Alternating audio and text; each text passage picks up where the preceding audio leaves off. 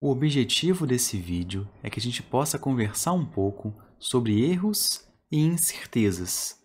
A gente vai ver aqui alguns exemplos de experimentos reais, mas a gente vai conversar apenas de maneira introdutória nesse vídeo. A gente vai se aprofundar mais para frente em teoria de erros. O link para acesso ao material que eu vou citar nesse vídeo está aqui na descrição. A apostila, os vídeos e os artigos. Vamos lá. A apostila mostra para a gente o início da teoria de erros e ela fala algo que a gente já está acostumado a conversar aqui nos nossos vídeos. Olha, qualquer medição que a gente faça, ela tem um valor teórico que a gente espera obter, que vem das equações físicas que a gente conhece, e o valor que a gente obtém. O objetivo aqui ainda não é quantificar os erros, é apenas conhecê-los. Para a gente poder depois quantificar um erro, a gente tem que conhecer esses erros, saber de onde que eles vêm e identificá-los. Para isso que a gente faz essa classificação aqui. Existem basicamente 3 tipos de erros. Os erros grosseiros, e os erros grosseiros são aqueles que a gente costuma dizer que é culpa do próprio usuário. Se você cometeu um erro no seu experimento e ele pode ser corrigido, então você deve corrigi-lo. Um erro que é grosseiro, ele é culpa sua. Vai lá, monta o experimento novamente, faz com mais acurácia e resolve aquele problema. Erros sistemáticos são erros que nem sempre é culpa sua, mas dá para resolver. Você está medindo com um cronômetro, por exemplo, que sempre atrasa. Troca a bateria dele, poxa. Você está usando uma régua para aferir uma distância e aquela régua, quando foi construída com alguma imprecisão, com algum erro de fabricação. Compara com uma outra régua. Está dando sempre errado aquela ali? Joga aquela fora e começa a usar a mais nova, certo? Agora, esses aqui que são os difíceis. Os erros aleatórios, que a gente vai tentar de tudo quantificá-los. A gente vai ver a teoria de erros aleatórios pouco mais para frente aqui no nosso curso. E esses erros, eles são complicados por quê? São complicados porque muitas vezes você não tem controle, não sabe de onde vem. Você está fazendo um experimento e a sua barra metálica está dilatando ao mesmo tempo que você está medindo. E é difícil você mensurar isso porque às vezes a dilatação é tão pequena que é difícil você perceber ali que isso realmente aconteceu. Eu acho mais fácil a gente conversar sobre isso, sobre os 3 tipos de erro, vendo exemplos reais de experimentos feitos em laboratório. Eu separei para a gente conversar aqui 2 artigos que foram publicados pelo nosso grupo de pesquisa lá do IF Sudeste. Um deles era o experimento de dilatação térmica. Vamos acompanhar aqui o raciocínio, não precisa ler aqui nessa telinha, óbvio, todo esse texto. Vou explicar para vocês aqui qual que era a ideia. Basicamente, o que a gente tinha lá no laboratório era esse experimento aqui de dilatação térmica. Como é que funciona esse experimento? Olha, vamos olhar essa foto aqui, ó, ela fica bem claro para a gente o que está acontecendo. Eu tenho uma barra metálica cá no centro aqui da tela, por onde passa vapor d'água bem aquecido dentro dela. Bom, se a barra é metálica, estou aquecendo ela vai fazer o que? Ela vai dilatar, vai aumentar de tamanho. Quando ela aumenta de tamanho, esse batente aqui vai empurrando o relógio comparador um pouquinho para lá e eu consigo ver com precisão altíssima quanto que aumentou de tamanho essa barra. Joia? Bom, agora para eu comparar o efeito que eu estou vendo com a teoria, o que eu preciso fazer? Eu preciso medir exatamente qual que era o comprimento inicial da barra, temperatura inicial dela e temperatura final. Jogo isso numa equação e obtenho a diferença que existe entre teoria e experimento. O problema aqui é o seguinte, como é que eu vou medir a temperatura final desta haste metálica? Esse procedimento não é fácil, ele inclui vários e vários erros, várias fontes de erro estão presentes aqui num experimento como esse. E o mais interessante é o seguinte, se a gente usa um termômetro, seja ele qual for, para medir a temperatura da haste metálica depois que ela está aquecida em pontos diferentes dela, nesse experimento, a gente obtém diferentes valores de temperatura, perdão. Qual é o valor da temperatura final da haste metálica? Essa é a pergunta desse artigo. Para a gente responder, a gente teve que pegar vários tipos de termômetro, esse é um deles. A gente usou também o isolante térmico para envolver a barra, para evitar mais erros. Usamos então o termopar, o termômetro infravermelho, um termômetro infravermelho à prova d'água, termômetros de mercúrio, que a gente está acostumado já, de dilatação também.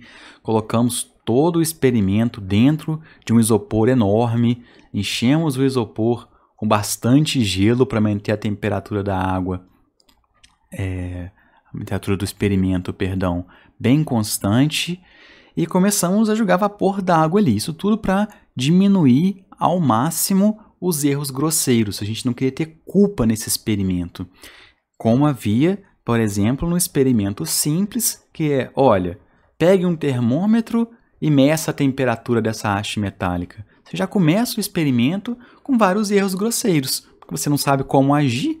Vou medir a temperatura em que ponto? Estão entendendo a ideia? Bom, então para evitar a nossa culpa, os erros grosseiros, fizemos dessa forma.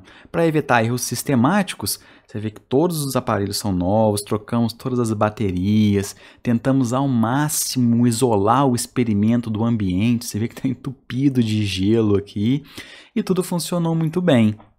Agora, o que a gente queria fazer? Fazer uma análise. Olha, fazendo tudo com o maior critério, o maior cuidado do mundo, a gente vai obter uma precisão grande?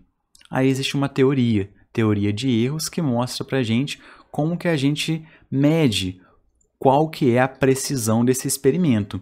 Só para deixar claro para vocês aqui no final do artigo, a gente mostra, né, que é possível sim fazer uma leitura de forma precisa, mas para isso a gente precisa levar em conta todas aquelas considerações que a gente fez. A montagem do experimento aqui é o ponto mais importante desse trabalho.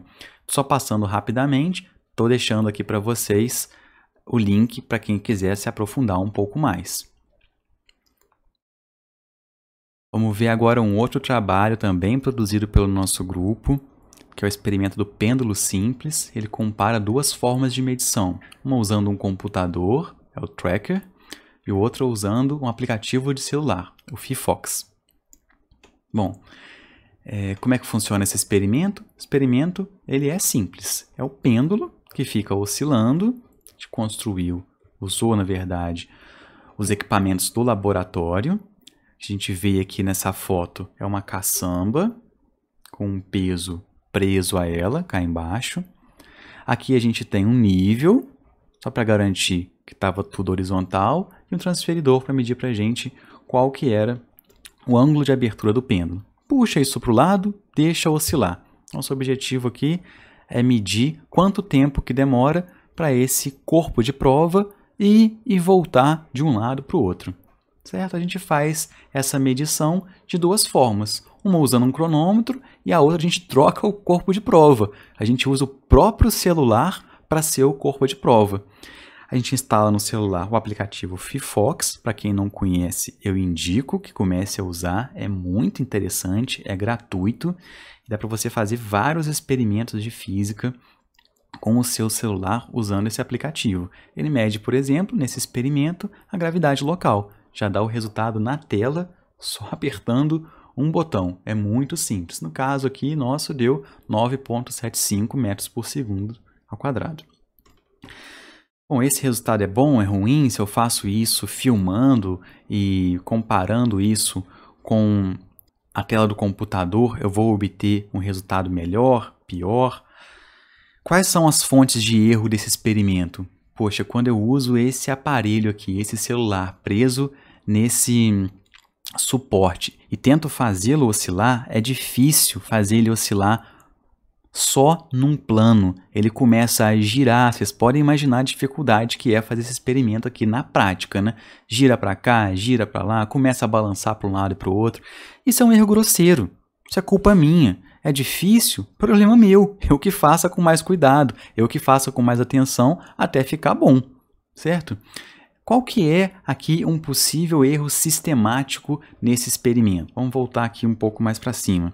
Um erro sistemático que pode acontecer aqui E geralmente acontece nesse primeiro caso, no caso mais simples, quando tem essa caçamba aqui. Um erro sistemático bem simples de se entender que acontece aqui é a dificuldade que se tem em marcar o início do experimento, porque o pêndulo é lançado, mas você tem que apertar um botão no cronômetro para começar a aferir quando que ele começa a oscilar. A gente chama isso de erro do operador. Ele sempre está presente.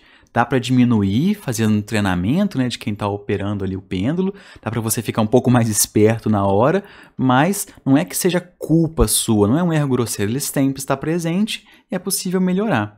Agora, um erro que é difícil de perceber pra caramba que está presente nesse experimento é o que gerou esse artigo, o que é novidade. Vamos ver aqui o vídeo que a gente gerou para poder entender do que eu estou falando. O vídeo mostra pra gente o movimento pendular da caçamba analisado quadro a quadro no software tracker. A caçamba vai subindo, subindo, subindo. No ponto máximo dela, ela deveria parar e voltar. Vocês veem que ela dá uma oscilada. Ela vai para cima, para baixo, balança para lá e para cá e depois começa a descer. Ela passa pelo ponto mais baixo. A gente está vendo quadro a quadro aqui, em slow motion esse vídeo. E aí ele vai chegar lá no ponto de amplitude máxima para a esquerda. Olha só, vai chegar no ponto máximo, deveria só voltar. Mas ela chega lá em cima e aí ela vai para lá, para cá. Tá vendo? Ó? E depois sim começa a voltar. Esse é um erro do experimento, um movimento que a gente não estava esperando que fosse acontecer, mas é dificílimo de ser observado a olho nu. Então a gente tem que fazer todo esse procedimento, fazer a análise com calma, formular uma teoria para tentar explicá-lo. Esse erro eu posso considerá-lo como sendo um erro aleatório. Dá para fazer uma aferição com mais cuidado e tentar diminuir ao máximo esse erro no experimento, mas zerá-lo é muito, muito complicado. A gente acabou de ver, então, exemplos práticos dos 3 tipos de erros que sempre estão presentes em algum experimento. Erros grosseiros, culpa sua. Erros sistemáticos, aquele que você pode trocar um aparelho, pode dar um jeito de melhorar. E os aleatórios são aqueles que são dificílimos de serem encontrados. Pensar sobre esses erros quando se está executando um experimento dentro de laboratório é um trabalho primordial de qualquer atividade investigativa experimental. Muito obrigado pela atenção de vocês.